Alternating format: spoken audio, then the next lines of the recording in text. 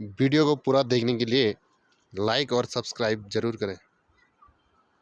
तो बच्चों, आज के टॉपिक में हमारे पास है समांतर प्लेट संधारित्र की धारिता, जो कि काफ़ी इम्पोर्टेंट टॉपिक है, कई बार बोर्ड परीक्षाओं में पूछा जाता है।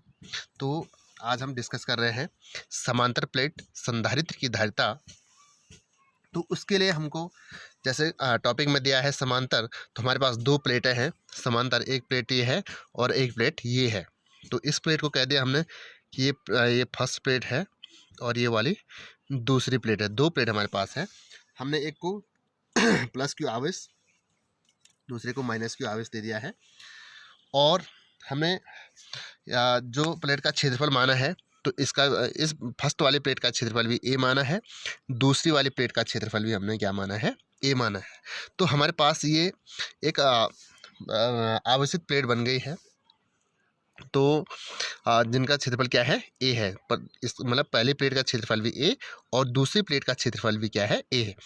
दूसरी बात, जो दोनों प्लेटों के बीच की डिस्टेंस है वो हमारे पास क्या है, स्मॉल डी है। जो दोनों प्लेट के बीच की दूरी है वो क्या है, स्मॉल डी है। और यहाँ पे आवेश का जो पृष्ठ घनत्व है सिग्मा, तो सिग्मा इक्वल टू होता है क्यू अपॉन ए। प्रति एकांक क्षेत्रफल पर आवेश की जो मात्रा होती है उसे कहते हैं आवेश का पृष्ठ घनत्व। तो वो है sigma equal to Q upon A. तो आवेश का पृष्ठ घनत्व क्या है, sigma equal to Q upon A. तो हमने पिछले टॉपिक में डिस्कस किया था कि अनंत विस्तार की समतल आवेशित चालक प्लेट के कारण वैद्युत क्षेत्र की तीव्रता। तो ये कुल मिला के हमारे पास जो ये प्लेट बन गई है, ये भी एक अनंत विस्तार की बन गई है। कैसे बन गई है, अनंत विस्तार की समतल और आवेशित चालक प्लेट बन गई है। और इसके जो समतल आवेशित चालक प्लेट होती है, इसके कारण जो वैद्युत क्षेत्र की जो तीव्रता होती है, तो हमने क्या कर दिया है कि इसकी तीव्रता को हमने E1 मान दिया, इसकी तीव्रता को हमने क्या कर दिया, E2 मान दिया। आप देखो क्या है कि यहाँ पे जो वैद्युत क्षेत्र की जो रेखाएं होगी क्या होती है, धनावेश से शुरू होती है और ऋणावेश पे क्या हो जाती है, खत्म हो जाती है। तो इस टाइप से ये वैद्युत क्षेत्र की जो रेखाएं होंगी, इस टाइप से इसमें इलेक्ट्रिक फील्ड होगा E, ये E है, ठीक है। तो हमने मान दिया कि इसमें प्लस क्यू आवेश के कारण जो वैद्युत क्षेत्र की तीव्रता है उसको हमने E1 मान दिया है, और माइनस क्यू प्लेट के कारण जो वैद्युत क्षेत्र की तीव्रता है हमने उसको क्या मान दिया है, E2 मान दिया है। अब हमको देखना है कि जो हमारा डेरिवेशन है हम शुरू करते हैं कि सबसे पहले हम निकालेंगे E1 और E2।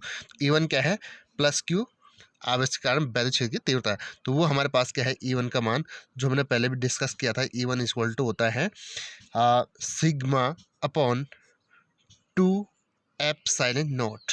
आपने ये पिछले टॉपिक में पढ़ा होगा, अनंत विस्तार की समतल आवेशित चालक प्लेट के कारण वैद्युत क्षेत्र की तीव्रता। तो E1 क्या है, प्लस क्यू आवेश के कारण वैद्युत क्षेत्र की तीव्रता हो गई। दूसरी बात, एक प्लेट और है हमारे पास जिसपे माइनस क्यू आवेश है, तो उस पर क्या है, वैद्युत क्षेत्र की तीव्रता हमने क्या मान दिया है, E2। तो वहाँ पे क्या होगी, सिग्मा अपॉन 2 एप्सिलॉन नॉट। हमारे पास E1 और E2 के मान आ गए हैं।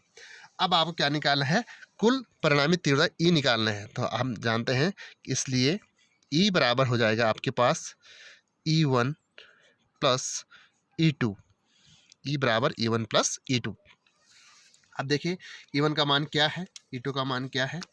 तो E1 का मान क्या है, E1 का मान है sigma upon 2 epsilon not plus E2 का मान भी सेम है सिग्मा अपॉन 2 एप्सिलॉन नॉट।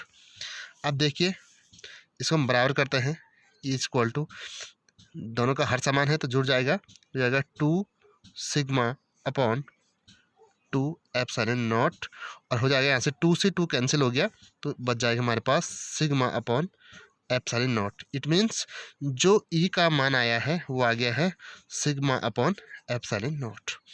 इसको मान दिया हमने समीकरण नंबर 1, ठीक है। जो हमने परिणामी तीव्रता निकाल दी है E equal to sigma upon epsilon naught. अब देखिए एक और चीज़ हमारे सामने कि सिग्मा का मान हमारे पास दिया है Q अपॉन E। अगर हम इसमें सिग्मा का मान रख दें, सिग्मा का मान क्या है, जैसे यहाँ पे sigma equal to Q upon E, तो इस सिग्मा का मान हम यहाँ पे रख देते हैं, तो E का मान हो जाता है, E इक्वल टू जाता है Q अपॉन एक A और एप्सिलॉन नॉट, ये ई का मान हो गया। ठीक है, तो इसको मान लो समीकरण नंबर 2। अब देखिए दोनों प्लेट के बीच की दूरी क्या है, डी है। यदि यहाँ पे क्या होता है, दोनों प्लेट के बीच विभवांतर भी है, तब वैद्युत क्षेत्र की जो तीव्रता होती है वो होता है E equal to V upon D. कब, जब दोनों प्लेट के बीच की डिस्टेंस पता हो और विभव पता हो, तो हमारे पास फॉर्मूला होता है E इक्वल टू वैद्युत क्षेत्र की तीव्रता E equal to V upon D हो जाता है। ठीक है, अब देखो ये भी ई का मान, इसको मान दिया हमने समीकरण नंबर 3। अब देखो समीकरण नंबर 2 और समीकरण नंबर 3 क्या है, दोनों में ई के मान है। तो आप करेंगे समीकरण 1 व 2 से, 1 व 2 से, तो क्या हो जाएगा, sigma upon A epsilon not, समीकरण नंबर 1 2 से था, और ये बराबर हो जाएगा किससे, भी अपॉन डी की। तो यहाँ से हमको भी का मान निकालना है, तो भी बराबर हो जाएगा सीधे सीधे, वी बराबर हो जाएगा, भी बराबर हो जाएगा, ये हो जाएगा, ये दोनों आपस में मल्टीप्लाई होंगे, क्यू और D, Q into D upon हो जाएगा ए एप्सिलॉन नॉट। ठीक है, ये भी का मान हो गया। लेकिन जो संधारित्र की धारिता है वो होता है C equal to Q upon V, C equal to Q upon V, ये संधारित्र की परिभाषा का सूत्र है, C equal to Q upon V. तो आपको क्या करना है, ये V का मान आपको यहाँ पे रख देना है। तो क्या हो जाएगा, Q तो ऐसा रहा, V की जगह आप क्या रख देंगे, Q D upon A epsilon not. क्या हो जाएगा, उल्टा हो जाएगा, Q से Q कैंसिल हो जाएगा, हमारे पास बच जाएगा C इक्वल टू ये A epsilon not upon D. ये हमारे पास क्या हो गया, एक फाइनल सॉल्यूशन हो गया। तो हम इसको इस टाइप से भी लिख सकते हैं, अरेंज करके थोड़ा, कि C equal to epsilon naught A upon D. तो ज़्यादातर इस हिसाब से ये फार्मूला लिखा होता है। ठीक है, अब देखो जो समांतर प्लेट संधारित्र की जो धारिता होती है वो किन किन कारकों पर निर्भर करती है। ठीक है, तो देखिए जो ये निर्भर कर रही है, सिर्फ एक कर रही है, ये क्या है, एप्सिलॉन नॉट, और एक है एरिया, और एक है डिस्टेंस। इट मीन्स जो समांतर प्लेट संधारित्र की जो धारिता निर्भर कर रही है, एक कर रही है परमिटिविटी, जो ये माध्यम का जो एप्सिलॉन नॉट है, इसको कहते हैं निर्वात की विद्युतशीलता, एक इस पर क्या कर रहा है, डिपेंड कर रहा है। दूसरा ए है प्लेट के क्षेत्रफल पर निर्भर कर रहा है, और तीसरा है डी।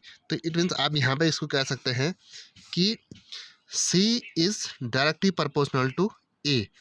इट मीन्स अगर समांतर प्लेट संधारित्र की धारिता बढ़ेगी जब प्लेट का क्षेत्रफल बढ़ेगा। ठीक है, ध्यान रखना, अगर क्षेत्रफल बढ़ेगा तो धारिता भी बढ़ेगी। दूसरा है C is inversely proportional to distance, यानी डी। इट मीन्स अगर डी का मान ज़्यादा होगा तो धारिता क्या हो जाएगी, कम हो जाएगी, और धारिता अगर कम होगी तो डी का मान क्या हो जाएगा, ज़्यादा हो जाएगा। ये एक दूसरे की क्या है, व्युत्क्रमानुपाती है। और C is directly proportional to epsilon naught, निर्वात की विद्युतशीलता। तो इन कारकों पर क्या करता है, डिपेंड करता है। यहाँ पे देखो फॉर्मूला में जो है यहाँ पे क्यों नहीं है, तो इट मीन्स समांतर प्लेट संधारित्र की जो धारिता होती है वो आवेश पर निर्भर नहीं करती है, वो निर्भर करती है सिर्फ प्लेट के क्षेत्रफल पर, दोनों की प्लेटों के बीच की दूरी पे, और निरपेक्ष माध्यम की विद्युतशीलता जो एप्सिलॉन नॉट है। ठीक है, तो हमारे इस टॉपिक में इतना ही है। ये काफ़ी इंपॉर्टेंट टॉपिक है, आपको दो फिगर के माध्यम से ये बताया गया है। दो प्लेट हमारे पास, एक पहली प्लेट है, एक दूसरी प्लेट है, दोनों प्लेट का क्षेत्रफल आपस में सेम है, एक को पॉजिटिव चार्ज कर दिया तो दूसरे में क्या हो गया, माइनस आ गया है, दोनों के बीच की दूरी डी है। तो ध्यान रखें कि अगर ये डी कम होगा, डी क्या होगा, कम होगा, तो समांतर प्लेट संधारित्र की धारिता क्या हो जाती है, ज़्यादा हो जाती है। जैसे आपने फॉर्मूला दिया कि C is inversely proportional to D। तो हमारे पास ये फॉर्मूला है, आप लोग इसको भली भांति समझ लेंगे, इसको नोट भी कर लेंगे। तो इस वीडियो में इतना ही। नेक्स्ट वीडियो में होगा हमारे पास समांतर प्लेट संधारित्र की धारिता का अगला टॉपिक। Thank you.